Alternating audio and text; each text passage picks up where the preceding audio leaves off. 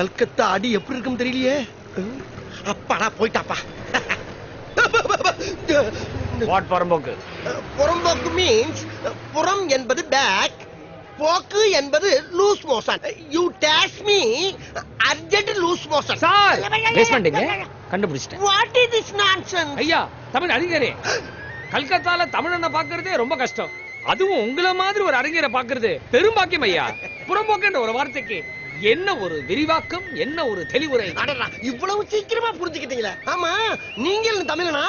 பின்ன இவ்வளவு நேரம் இங்கிலீஷ்ல பேசிட்டு இருந்தேன். அதானே, நான் கூட இந்திக்காரன்னு நினைச்சு ரொம்ப அஃப்ரேர். என்ன கைய காணோம்? இங்கதான் இருக்கு. தமிழ்னு கன்ஃபார்ம் பண்ணிட்டீங்க. ஆமா, நீங்க எங்க? அத ஏன் கேக்குறீங்க? என் மாப்பிளைய ஊர்ல இருந்து வர சொன்னேன்.